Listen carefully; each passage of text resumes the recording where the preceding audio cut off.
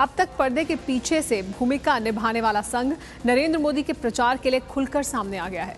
मोदी को पीएम बनाने के लिए पूरी ताकत झोंकने के बाद वाराणसी में मोदी की जीत सुनिश्चित करने के लिए आरएसएस ने इंद्रेश कुमार को प्रचार के लिए वाराणसी भेजा है।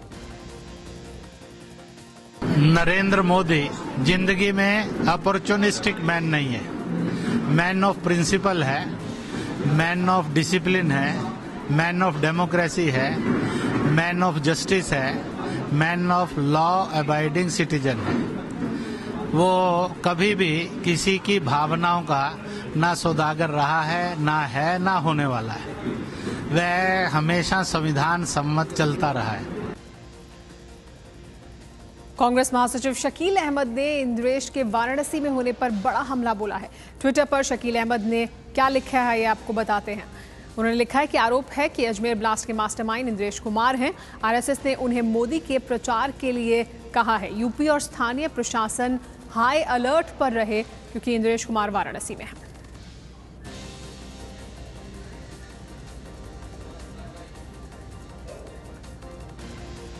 मोदी को पीएम बनाने के मिशन पर कैसे लगा है आरएसएस, देखिए अब आरएसएस का बड़ा प्लान क्या है।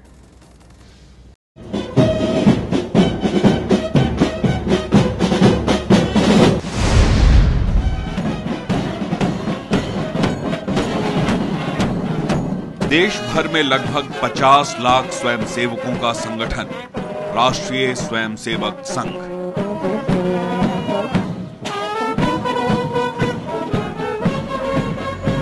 स्वयंसेवक और प्रचारकों की इसी फौज के एक सिपाही नरेंद्र मोदी को आज देश के प्रधानमंत्री पद का सबसे मजबूत दावेदार माना जा रहा है। अगर देश की जनता आशीर्वाद दे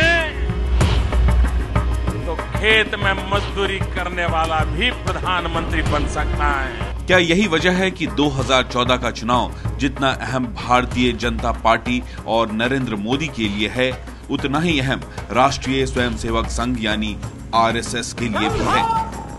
आखिर क्या है इस चुनाव में संघ की भूमिका?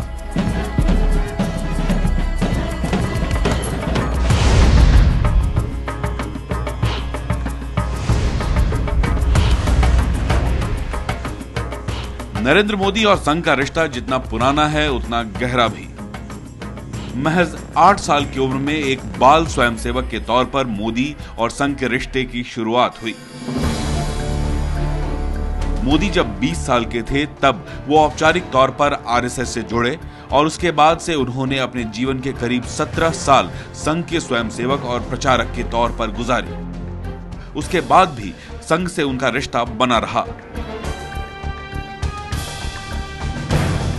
आप और मोहन भागवत दोनों 1950 के बॉर्न है। आप दोनों का प्रचारक बन के मतलब साथ साथ आपका करियर जो है वो हो गया।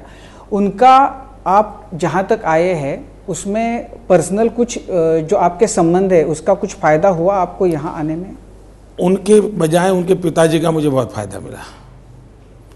उनके पिताजी गुजरात में संघ के प्रचारक थे और मेरे प्रारंभिक जीवन में बहुत छोटा बच्चा था तो उनका पिताजी का मुझे बहुत प्यार मिला था। एक प्रकार से मैं कह सकता हूँ मुझे उंगली पकड़ के चलाते थे। तो ये तो मैं परमात्मा की कृपा मानता हूँ कि ऐसे जीवन के साथ मुझे बचपन में जोड़ने का अवसर मिला था। राष्ट्रीय स्वयंसेवक संघ से इतने गहरे रिश्तों की वजह से ही आज जब मोदी अपने जीवन की सबसे बड़ी लड़ाई लड़ रहे हैं तो संघ एक मजबूत दीवार की तरह उनके पीछे खड़ा है।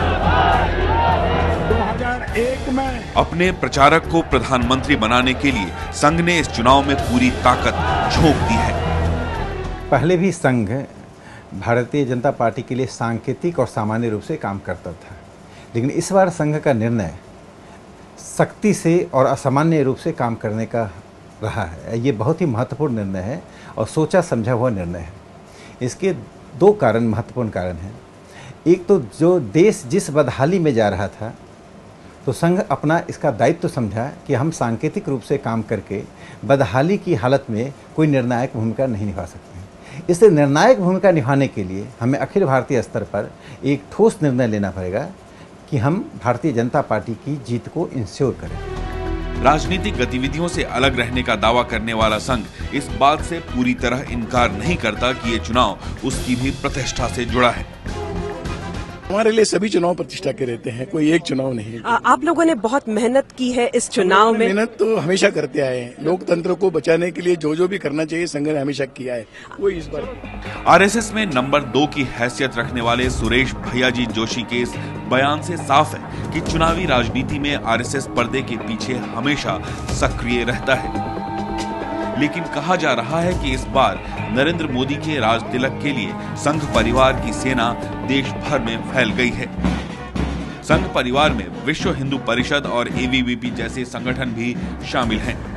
नरेंद्र मोदी जिंदगी में अपॉर्चुनिस्टिक मैन नहीं है, मैन ऑफ प्रिंसिपल है, मैन ऑफ डिसिप्लिन है, मैन ऑफ डेमोक्रेसी है, मैन ऑफ जस्टिस है, man of law abiding citizen है।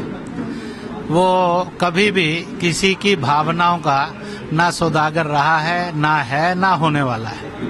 वह हमेशा संविधान सम्मत चलता रहा है।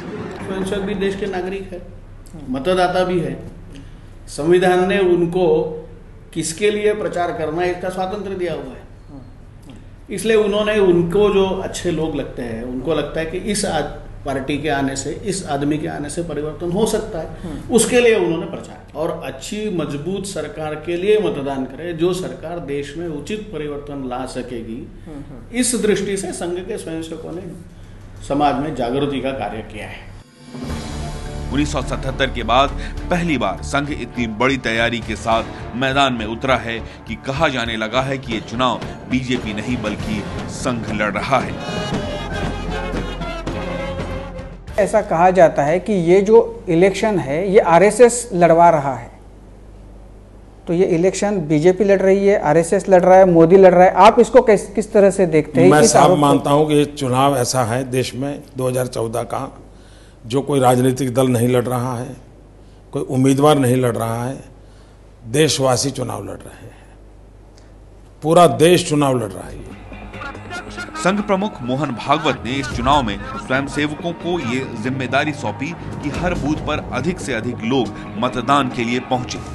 बूथ जीतो चुनाव जीतो जैसे नारे के साथ देश भर में चल रही 40,000 से भी ज्यादा संघ की शाखाओं में ये संदेश दिया जा रहा है।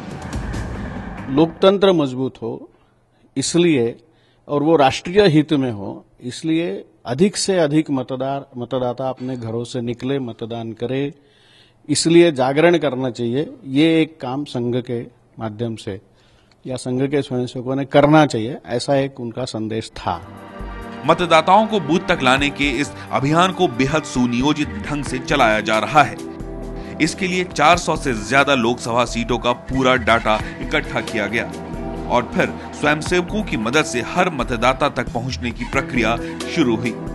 इसके लिए हर लोकसभा सीट को छोटी छोटी इकाइयों में बांटकर बूथ स्तर तक की योजना बनाई गई। हर बूथ के लिए करीब 10 कार्यकर्ताओं को मौजूद रहने के लिए कहा गया है। चुनावी प्रचार के तरीकों में एक वैज्ञानिकता और व्यवस्थित होना बहुत महत्वपूर्ण होता है।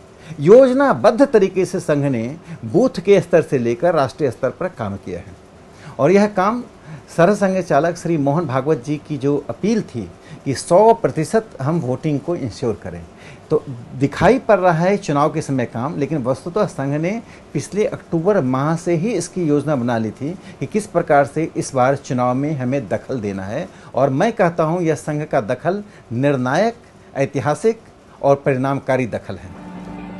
बीजेपी एक राष्ट्रीय पार्टी जरूर है, लेकिन संघ के समर्पित कैडर का समर्थन उसकी असली ताकत है। संघ के स्वयंसेवक मोहल्ले और गलियों तक जाकर लोगों के संपर्क में रहते हैं।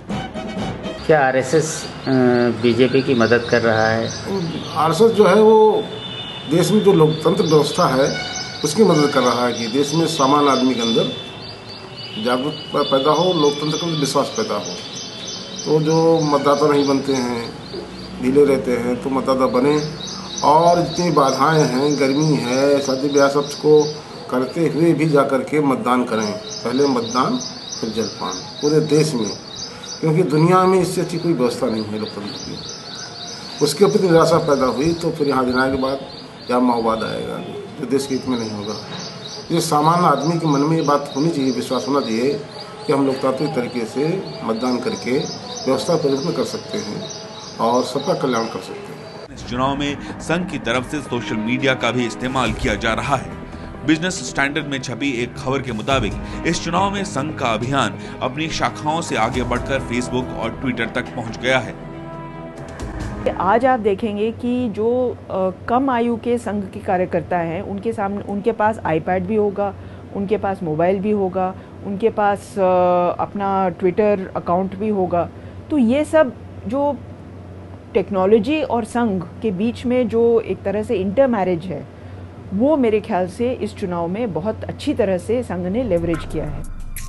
2014 के चुनाव और नरेंद्र मोदी को प्रधानमंत्री बनवाने के अभियान में संघ की कितनी अहम भूमिका है, ये इससे साफ हो जाता है कि जब जब नरेंद्र मोदी के रास्ते में कोई भी मुश्किल आई तो आरएसएस ने आगे बढ़कर उस मुश्किल को दूर किया। इसकी शुरुआत 2012 में ही हो गई थी, जब नरेंद्र मोदी की नाराजगी दूर करने के लिए संघ ने अपने प्रचारक और मोदी के धुर विरोधी संजय जोशी को बीजेपी की राष्ट्रीय कार्यकारिणी से इस्तीफा दिलाकर वनवासी कल्याण परिषद के लिए काम करने को कह दिया। इसके बाद 2013 में जब नरेंद्र मोदी को चुनाव प्रचार समिति की कमान सौंपे जाने के मुद्दे पर लाल कृष्ण आडवाणी ने इस्तीफा देकर दबाव बनाने की कोशिश की, तब संघ प्रमुख मोहन भागवत ने खुद आडवाणी से बात कर इस मामले में दखल दिया। राष्ट्रीय स्वयंसेवक के सरसंघ चालक जी से आज उनकी बातचीत हुई है और उसके पश्चात उन्होंने यह फैसला किया है जो भी पार्टी का निर्णय होगा उसे मैं मानूंगा। बीजेपी अध्यक्ष राजनाथ सिंह के इस बयान ने साफ कर दिया कि 2014 के चुनाव से जुड़े पार्टी के फैसलों में संघ का सीधा दखल है। प्रधानमंत्री पद के बीजेपी के उम्मीदवार के तौर पर नरेंद्र मोदी के नाम की घोषणा भी संघ की मुहर के बाद ही हुई। देश के अंदर इस समय जो मूड है वो एक विशेष प्रकार का परिवर्तन देश चाहता है और यह बात हम हमारे सारे अधिकारी प्रवास में महसूस करते हैं। यही बात कल 2 दिन के बैठक में भी सामने आई। इसको पार्टी के नेतृत्व को कन्वे किया गया है। नरेंद्र मोदी को प्रधानमंत्री बनवाने के लिए पूरा संघ परिवार एकजुट हो गया। सवाल उठता है कि आखिर इसकी वजह क्या है?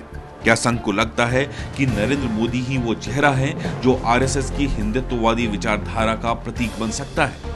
क्या इसीलिए इस चुनाव में संघ पूरी मजबूती के साथ नरेंद्र मोदी के साथ खड़ा है? ये चुनाव सिर्फ 2 पार्टियों के बीच चुनाव नहीं है। पार्टियां अनेक हैं लेकिन विचारधारा 2 है।